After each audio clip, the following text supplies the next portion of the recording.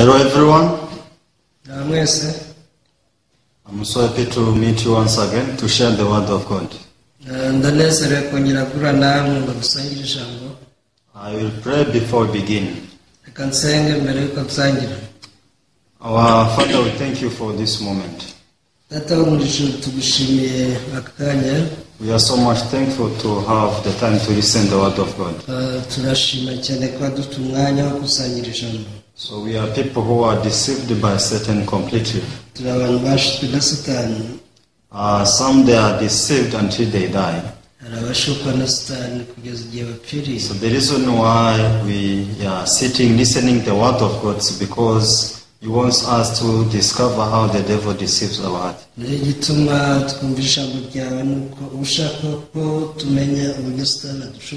So once we discover the deceit of the devil, that is how we can turn our hearts to the word of God.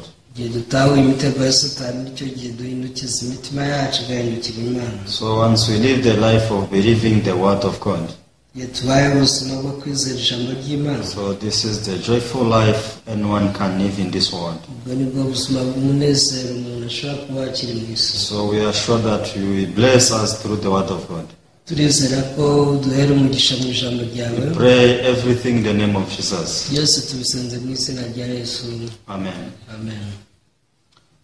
Today we share from the book of John chapter 9.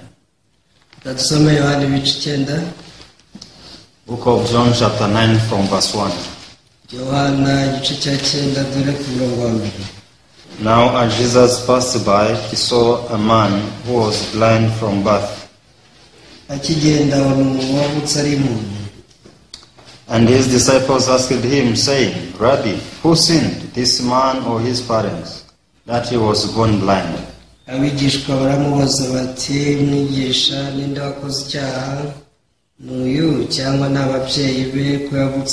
Jesus answered, neither this man nor his parents sinned, but that the works of God should be revealed in him.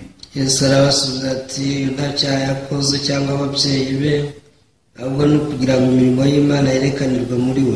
must work the works of him who sent me while it is day. The night is coming when no one can work.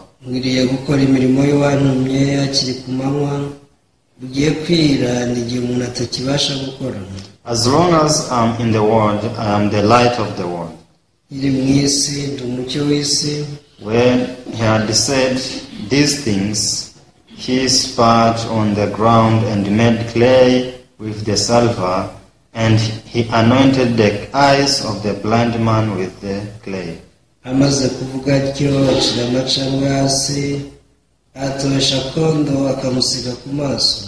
he said to him, go wash in the pool of Siloam, which is translated sent. So he went and washed and came back seeing.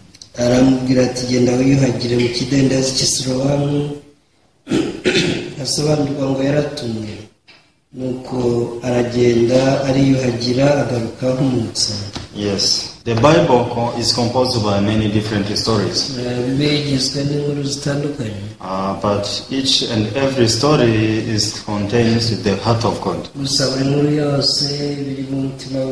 When we are explaining the story clearly according to the heart of God, we can really be joyful.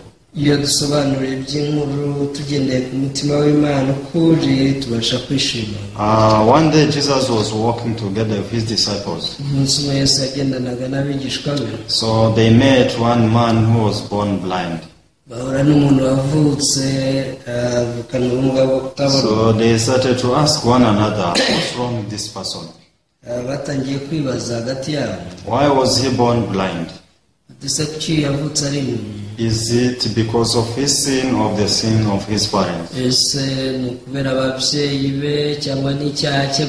So everyone was confused because of this man. So because of this they came to Jesus so that they can get the light. So clearly Jesus spoke to them.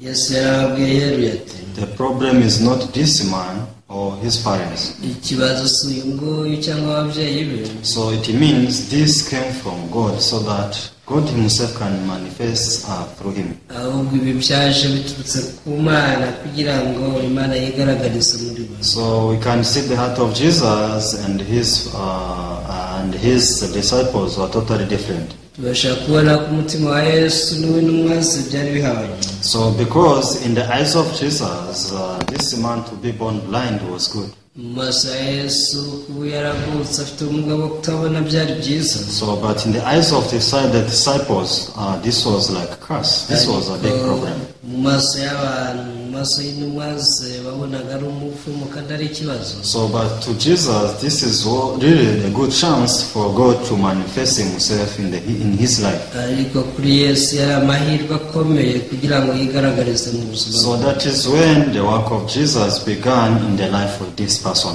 uko niko imirimo ya Yesu yatangiye mu buzima bw'uyu muntu. Because Jesus didn't just pass by, Yesu ntabwo yapfuye kwitambukira but Jesus started to converse with this man. yatangiye kuganira n'uyu muntu.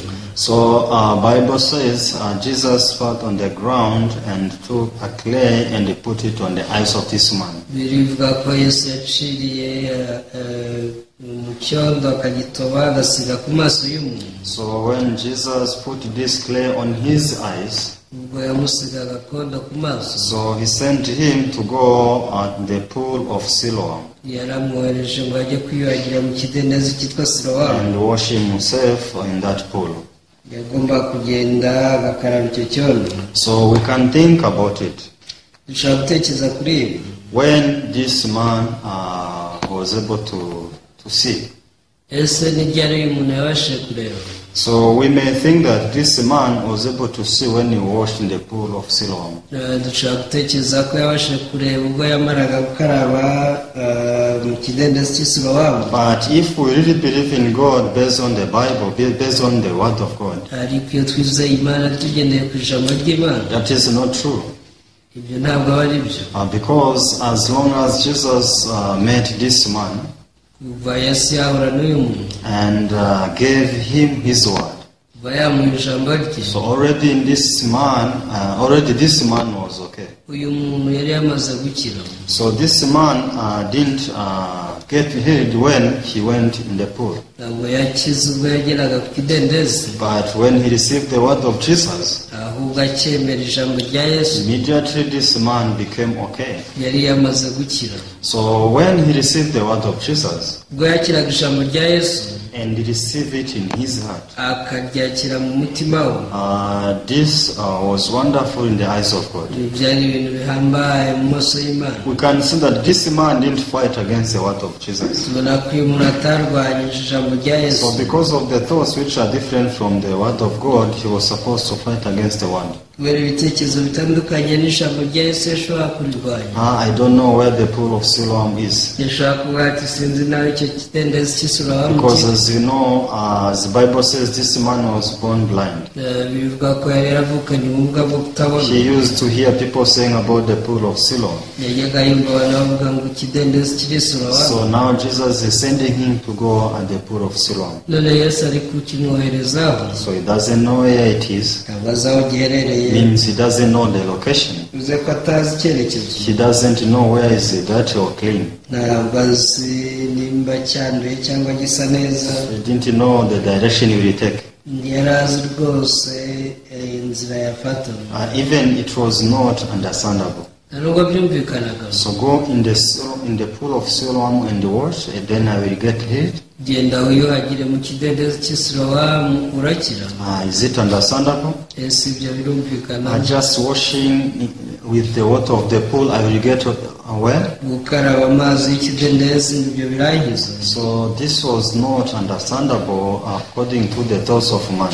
gendeye ku myumvire y'abantu ntibyumvikanaga. But this man didn't refuse the word of Jesus. gusa uyu muntu ntabwo yanze ijambo rya He Yesu. just received it as it is and went accordingly. yaryemeye nk'uko riri aragenda. So who led this man to the pool of Siloam? ese ninde wayoboye uyu muntu ku kidendezi? So he may have asked people to where is the way. bishoboka ko yabajije abantu inzira. But in the beginning, this word was the one to lead this person to go to the pool. ariko na mbere yaho iri jambo niryo ryagomba kumuyobora ku kidendezi, Because he could not even ask the direction to the pool of Siloam without having the heart to go. ntiyashobora no kubaza aho ikidendezi giherereye ataragira umutima wo kukijyaho. So first, this word of Jesus was able to give him the willing to go to the pool. icya mbere ijambo rya Yesu ryamuhaye umutima n'ubushake bwo kujya ku kidendezi. So not only that, he was also have this hope that if I arrive there, I will get healed.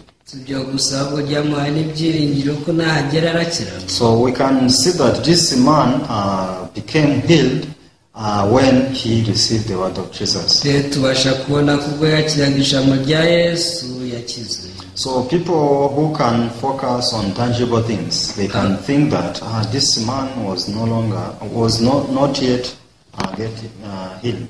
abantu bita ku bifatika baravuga bati uyu nguyu rwose yaratarakira. So when we preach the gospel, it is the same way. niyo tubwiriza ubutumwa bwiza nuko bigenda. People, they want to confirm their salvation once they are no longer committing sin. abantu bashaka kwemeza ko bakijijwe by'ukuri igihe batagikora ibibi. So this is what the Bible wants to teach us. iki ni cyo bishaka kutwigisha. So whenever they check themselves, they find that they are sinners iyo abantu birebye buryo babona bakora ibyaha because they commit sin. kubera ko babikora ko turi abanyabyaha. So because they are still committing sin and believing the word of God becomes like impossible to them. kubera ko bakora ibyaha kwizera Yesu ntibibashobokera. So but what does God want? hasi Imana ibishaka iki? So God wants only to focus on his word. Imana ibishaka ko twita ku ijambo ryayo, Just focusing on the word of God. kwita ku ijambo ry'Imana gusa. Whether we commit sin or not, this is not matter. waba ucumura cyangwa udacumura ibyo si cyo So kibazo. the most important is what the Bible says. ikintu cy'ingenzi ni icyo biriho, Is checking whether I have this word of God in my heart or not. ni ukureba niba ufite iri jambo ry'Imana mu mutima wawe cyangwa nta. So as long as my heart is being led by the word of God, igihe cyose umutima uyobowe n'ijambo ry'Imana, though I'm still evil, nubwo ububi bwanjye ntabuba bwanjye, though I'm still committing sin, nubwo gucumura ntabuba byanjye, but I'm righteous at the day I receive the word of God in my heart that I'm righteous. ariko umunsi nakira ijambo ry'Imana rimbwira ko ndi umukiranutsi, uwo munsi mpinduka umukiranutsi. But always Satan wants to shake the hearts of people. gusa buri gihe Satani aba ashaka kunyeganyeza imitima y'abantu. How can you say that you are righteous, yes, you are still committing sin? ni gute wavuga ko uri umukiranutsi ugicumura?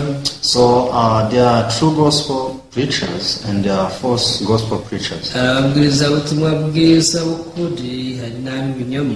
So the false gospel preachers, they tell people that you will confirm your salvation, you will confirm your righteousness when you have kept all law according to the Bible. ababwirizabutumwa b'ibinyoma babwira abantu ko niba ubahiriza amategeko neza nk'uko ari muri we aribwo bazaba barakijijwe.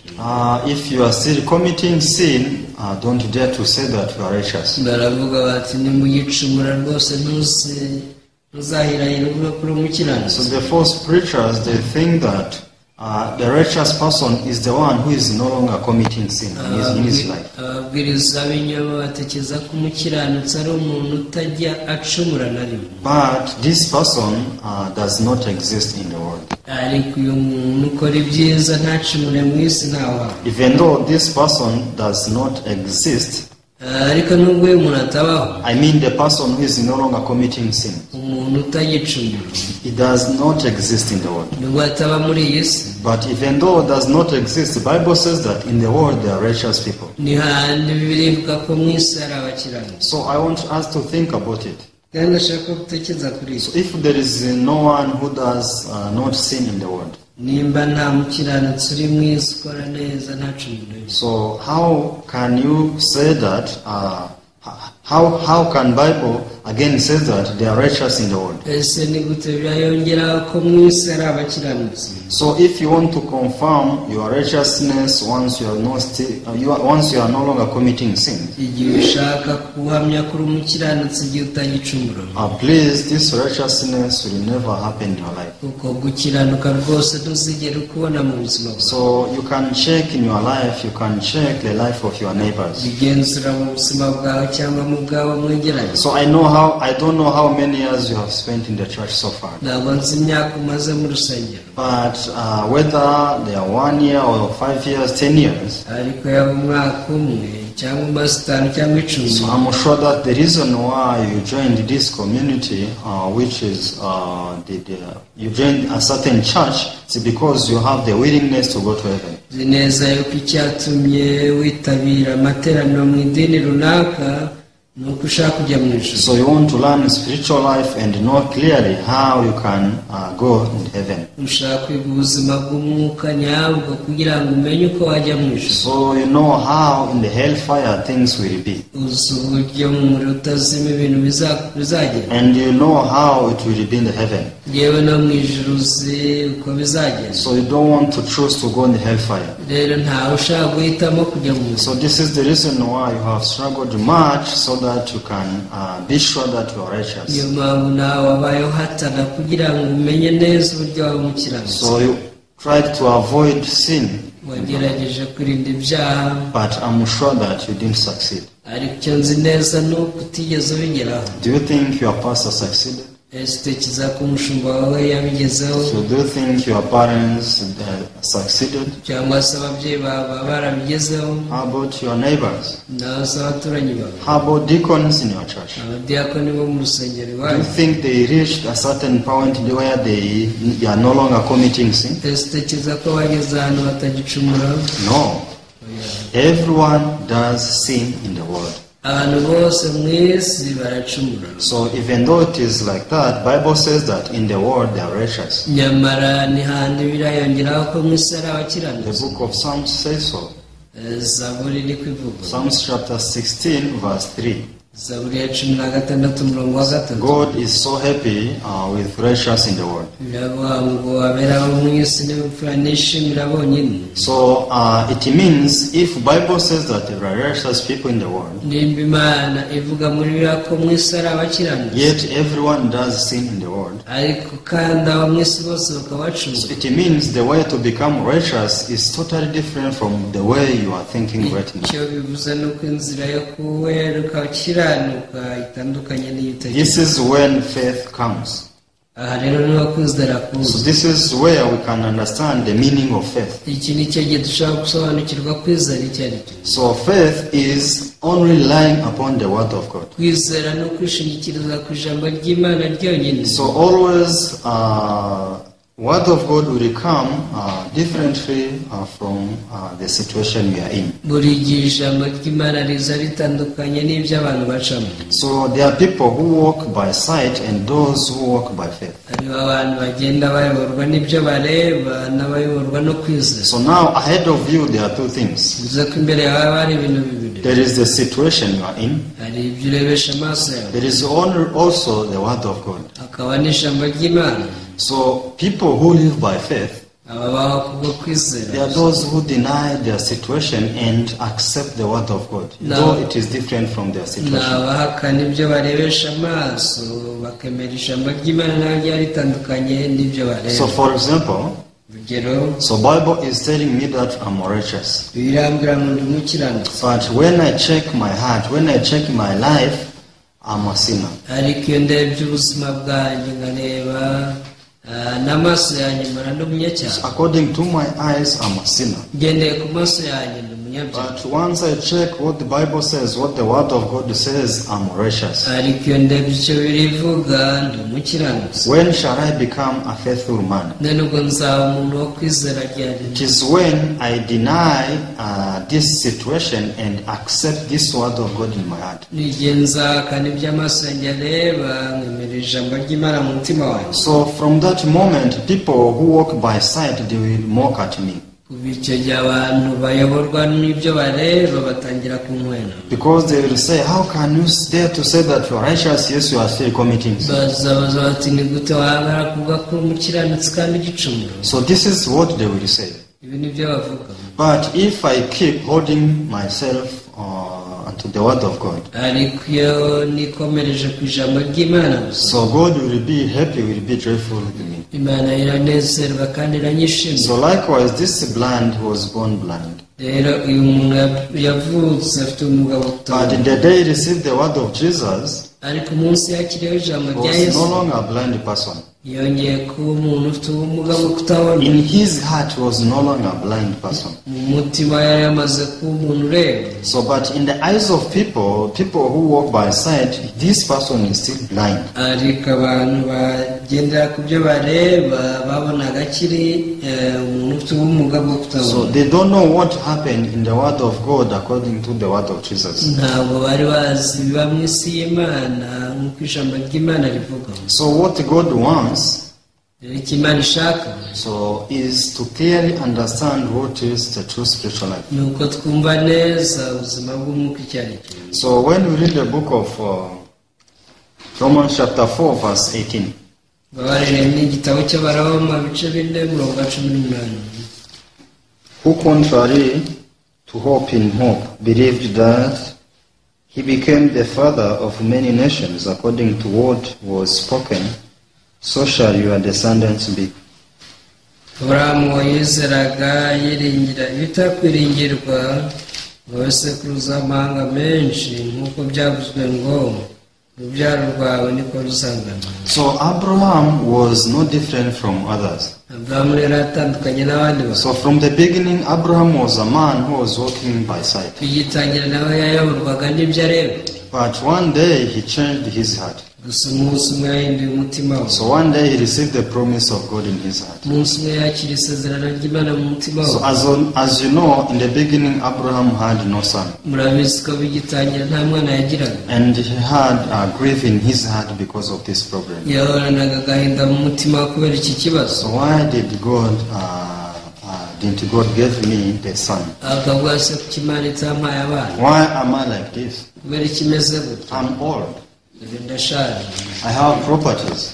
Mfite imitungo. Who will remain with my properties? Ese ninde nzaraga ibyanjye? So I have, I am not childless. I'm a childless. Dore ndi umuntu rwose w'incika ugiye nta mwana. So he was sad because of this. Yarababaye kubera iki. But one day, God revealed himself in his life. Gusa umunsi umwe Imana yaramwishuriye. So you know, this was the problem for Abraham. Iki cyari ikibazo Aburahamu yari afite. But to God, this was not a problem. Ariko ku Mana ntabwo cyari ikibazo. So when God revealed himself to him, Ubwo Imana yamwishuriraga. he gave him the promise. Yamuhaye isezerano. I will give you a son. Bati nzaguha umwana w'umuhungu. So amazing thing, Abraham was very old. Igitangaje Aburahamu yari ashaje. So because of this, since he was a person who was walking by sight, he couldn't believe the promise of God. Ariko ko yayoborwaga n'ibyo areba ntiyashoboraga kwizera ibyo Imana ivuga. I'm old, my wife is old. Yabaye ati rwose ndashaje n'umugore wanjye arashaje. How can this be in my life? Ibyo se bishoboka bite? You God, you are joking with me. Mana ubwo uri kwikinira. So because Abraham was living by sight, not by faith, Kugeza ubwo Aburahamu yabonaga n'amaso ye akagenda ayoborwa n'ibyo areba. he sincerely rejected the word of God.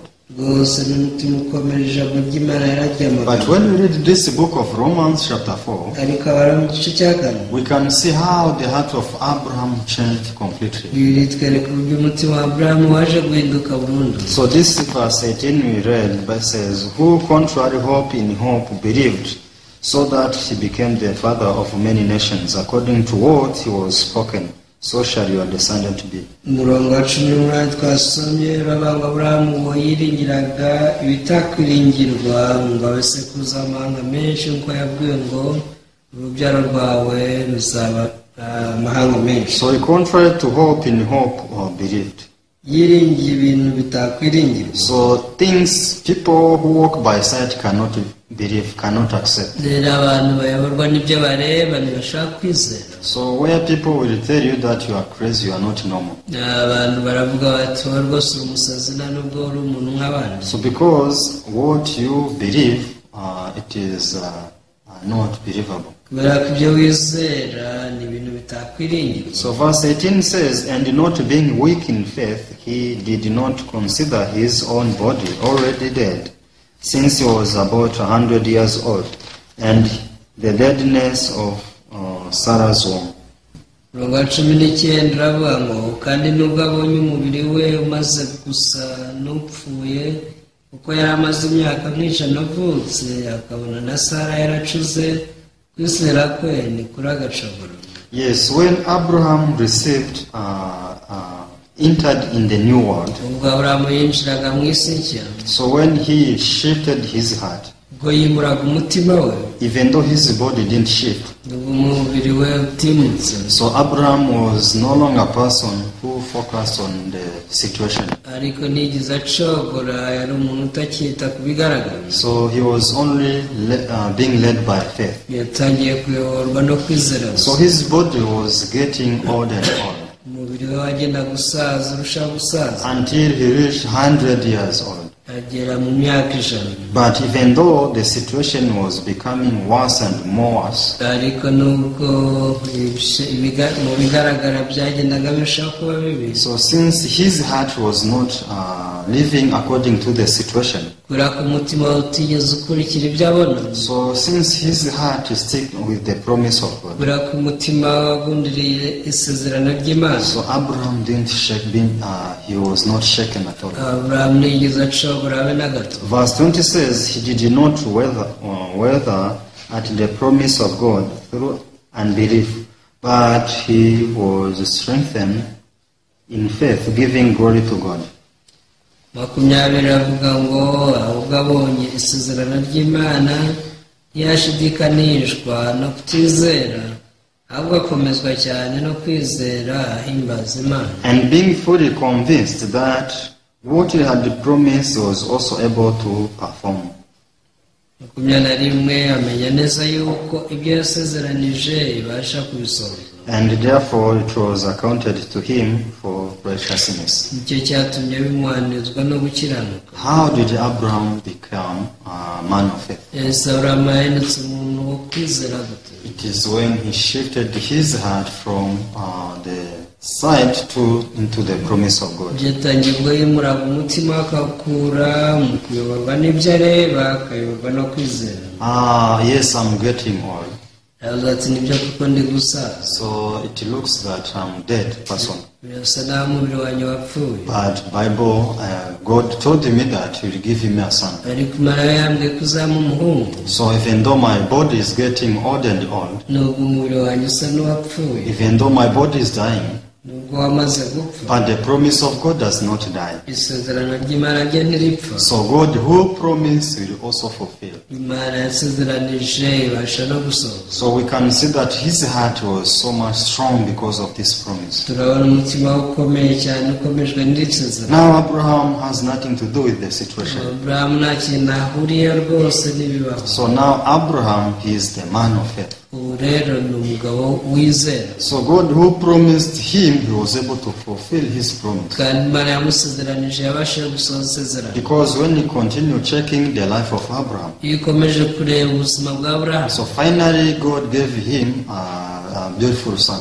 amaherezo Imana yamuhaye umwana mwiza. This was a son according to the promise of God. uyu ni umwana yasezeranijwe n'Imana. So you who is following, how do you think that you can become righteous? ese ukurikiye ni gutekereza waba umukiranutsi? So do you think by your deeds you can become righteous? ese ibikorwa byawe utekereza ko byakugira No, umukiranutsi? you cannot become righteous by your deeds. ntabwo bishoboka.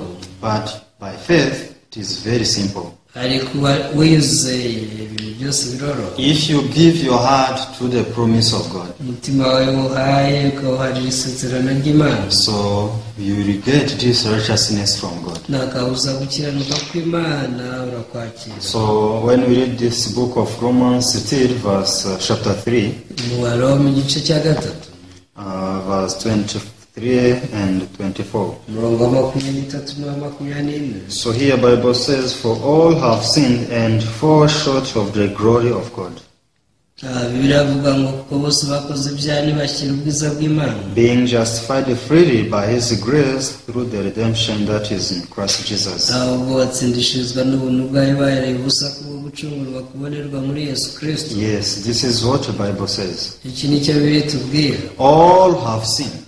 abantu bose bakoze This ibyaha. is what I was talking about from the beginning. Ibi ni byo nababwiye tugitangira. So all of us, we are sinner according to our eyes. ugendeye ku maso yacu rwose twese turi abanyabyaha. So whether you may try to be a good person in the society, nubwo waba ugerageza kuba umuntu mwiza muri so sosiyete, you cannot succeed for this 100%. ntabwo bishyikaho ijana ku ijana. Because sometimes you get angry, rimwe na rimwe ushobora kurakara, sometimes the hatred arises in your heart, ikindi gihe ushobora kumva urwango rukuzamukamo, sometimes you collide with your friends, ikindi gihe hari igihe ugongana n'inshuti zawe, sometimes you have lust in your heart. ikindi gihe wumva urarikiye mu mutima wawe. So this is how human being is. uku niko umuntu ameze. So we are born with this flesh of sin. twavukanye kamere y'icyaha. So though we try to stop this flesh from committing sin, nubwo tugerageza guhagarika kamere yacu bidakora ibibi, so we cannot make it at all. ariko ntitubishyikaho habe na gato. So all of us, we have become sinners. twese twahindutse abanyacyaha, So all of us, we sin. twese turacumura. God knows this more than we know. Imana ibizi neza kuturusha. So this is the reason why God wants to give us this righteousness for free. niyo mpamvu yashatse kuduha gukiranuka kwayo ku buntu, Since we cannot achieve it by ourselves, kubera ko tutakwigezaho. so God wants to give us this righteousness as a gift from Him. Imana yahisemo kuduha gukiranuka kwayo nk'impano iduhaye. God is telling you like this. ubu niko Imana iri kukubwira. When I see you, iyo mwitegereje, yes, you have zeal. ufite ishyaka, You have loyalty. ufite rwose umurava n'ubupfura, But I can say that no matter how you can try, you cannot reach righteousness. ariko icyo nakubwira ni uko wagerageza kose gukiranuka kwandi twagushikaho. So yes, you may be righteous on your standard, uzaba umukiranutsi mu gipimo cyawe, but you cannot be righteous on the side of God, on the standard of God. igipimo cy'Imana ni cyiza, uzasanga rwose utari umukiranutsi. So since you cannot achieve the righteousness of God by yourself, kubera kutakugeza ku gukiranuka kw'Imana, I'm ready to give you this righteousness as my gift. dore nahisemo kuguha ku gukiranuka nk'impano. So this is what God is trying to tell everyone in the world. ubu iki ni cyo Imana iri kugerageza kubwira buri wese muri iyi si. So if you discover that God wants to give you this righteousness as a gift, uramutse utahuye ko Imana ishaka kuguha gukiranuka nk'impano, so are you still struggling to achieve the righteousness? ese ubwo koko wakomeza guhatana ngo ugere ku gukiranuka? No, I think you can change your heart. niringiye ko wahindura umutima wawe, And you say, if you want to give me this righteousness as your gift, ukavuga uti niba ushaka kumpa gukiranuka kwawe nk'impano, I don't need to keep struggling. ntabwo nkeneye gukomeza guhatana. So I need to receive this gift from you. icyo nkeneye ni ukwakira iyi mpano wampaye. So I think this is how people are supposed to do.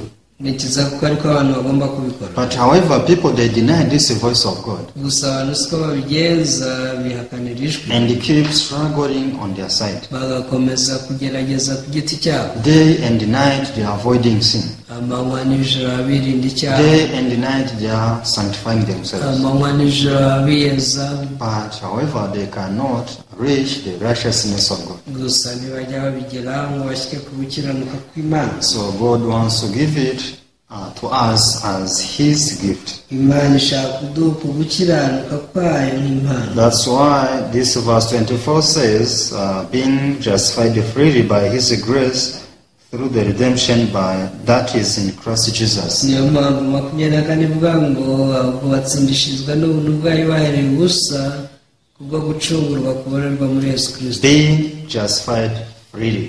batsindishirizwa n'ubuntu bwayo kandi bibahereye ubusa. I like this word, freely. Nkundira ijambo ngo ibibahereye ubusa. So nothing you are required. Nta kintu usabwa.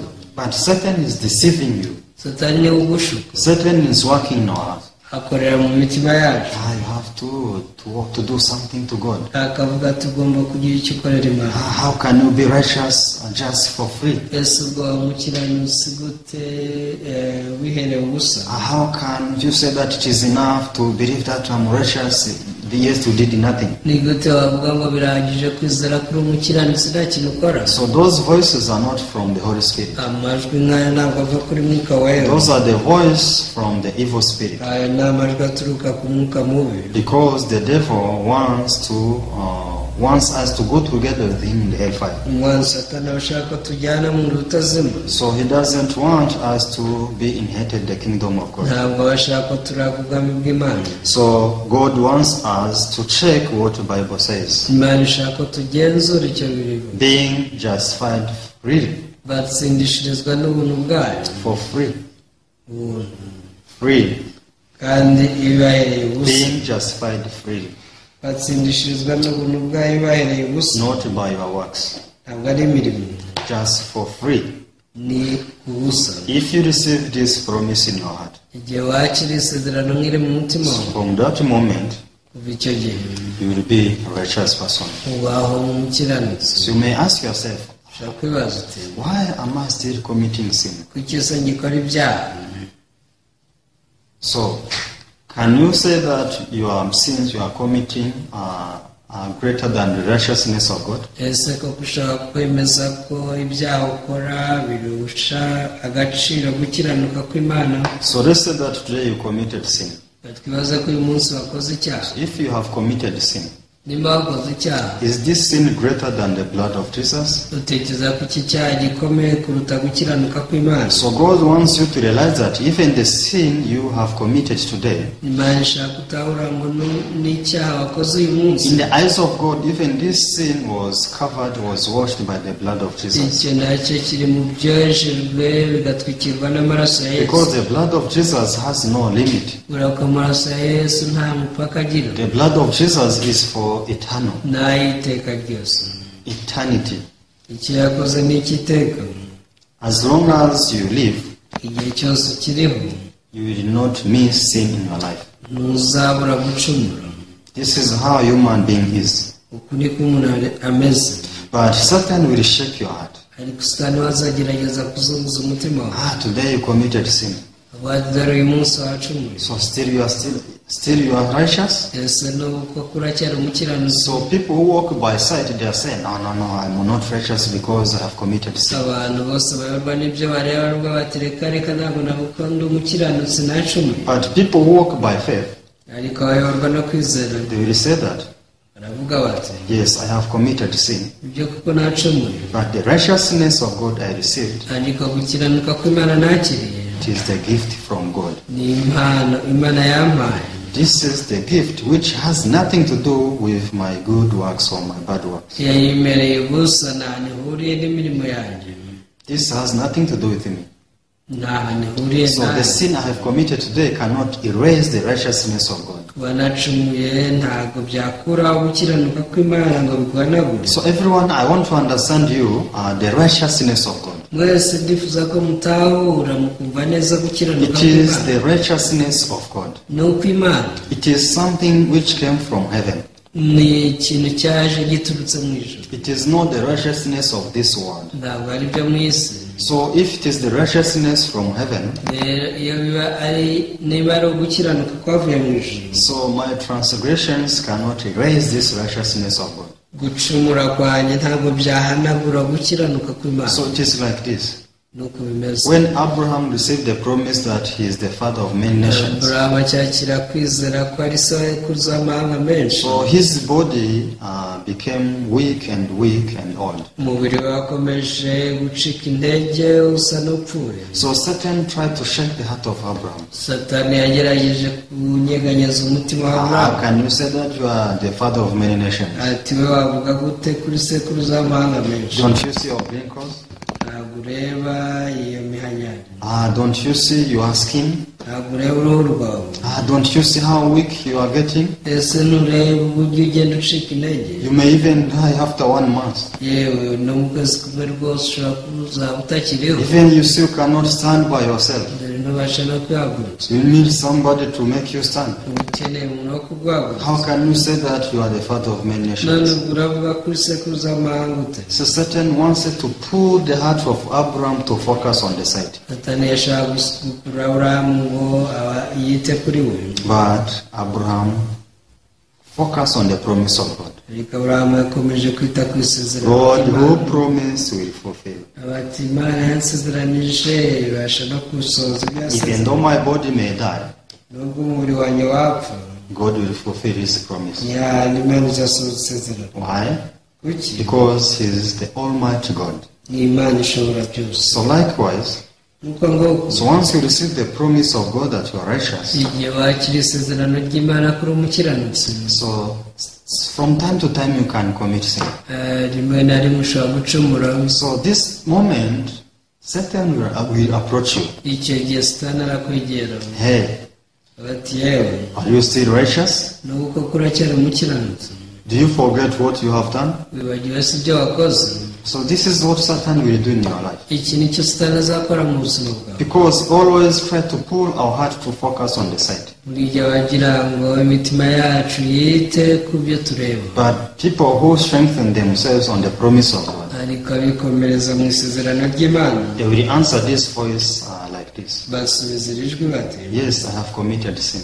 nibyo koko nacumuye, But the righteousness I have, ariko gukiranuka mfite it has nothing to do with me. ntabwo rwose gufitanye isano nanjye. This is the righteousness which came from God. Ni ugukiranuka kwaje guturutse ku Mana. Since it is the righteousness from God, God is always righteous. Kubera ko ari uko Imana, kandi Imana ihora ikiranuka. So it means I will go to heaven not by my righteousness but with the righteousness of God. Nanjye nzajya mu ijuru nitwaje gukiranuka kwanjye, ahubwo nitwaje ku Imana. So this is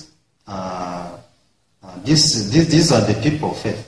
Aba ni abantu tuvuga ko bafite kwizera. So if we live spiritual life in this way, Tubaye ubuzima bw'umwuka muri ubu buryo, so if we keep learning spiritual life after we receive this righteousness, dukomeje kwiga ubuzima bw'umwuka na nyuma yo kwakira gukiranuka kw'Imana, so even little by little, God will purify our life. buhoro buhoro Imana izagenda itunganya ubuzima bwacu. So God will give you the new power, the energy to overcome your flesh. Imana izaguha imbaraga zo zinesha kamere yawe. But first of all, God wants you to believe His promise. Ariko ikibanza Imana ishaka ni uko wizera isezerano ryayo. So by the crucifixion of Jesus, you are righteous. Kubambwa kwa Yesu byatumye uba umukiranutsi. So don't be shaken by the deceit of Satan. Rero ntukanyeganyezwe n'ibishuko bya Satani. So don't compromise on the side, but compromise with the promise of God. Ntukemeranye n'ibyo ureba nk'abyo bikuyobora, ujye wemeranya n'ijambo ry'Imana uyoborwe no kwizera. So through this we have the true hope from God. Ibyo bizatuma ubana n'ibyiringiro by'ukuri biva mu ijuru. So I hope all of us have peace with God. Niringiye ko mwese mwabana n'Imana amahoro. So I preach up to here. Ndasoreza hano. Let me pray. Dusenge. Our dear Heavenly Father, I thank you. Data mwiza wo mu ijuru turagushimiye. Lord, before we didn't know why Jesus came in the world. Nyagasani mbere ntitwari tuzi icyazanye Yesu mu isi. So we used to worship, we used to pray hard. Twajyaga turamya tugasenga cyane, But still we had a problem of sin in our heart. ariko tugakomeza kugira ikibazo cy'icyaha mu mitima yacu. So but one day we came to discover that you have nothing to do with a sinner. Gusa umunsi umwe twatawe ko nta kintu uhuriyeho n'umunyacyaha. Because you did everything possible so that we can become righteous people. Kubera ko wakoze byose bikenewe ngo twe tuba So we abakiranutsi. came to realize that the problem you had in our lives is because we didn't believe your promise. Twaje gutahura ku kibazo twagize mu buzima ariko tutizeye isezerano ryawe. So we thank you because you shifted our hearts into your promise. Turagushimira ko imitima yacu wayimuriye mu isezerano. I pray for everyone who is following. ndasengera buri wese ukurikiye everyone who will listen this word of God. nasuzumbira ijambo ry'Imana. Please, you work in everyone's heart so that everyone can rely upon the promise of God. ndakwinginze ukorera mu mutima wa buri umwe wese kugira ngo twese twishingikirize ku isezerano ryawe. In the name of Jesus we pray everything. byose tubisabye mu izina rya Yesu. Amen. Amen. Thank you so much. Murakoze cyane. See you next time. nawe utaha.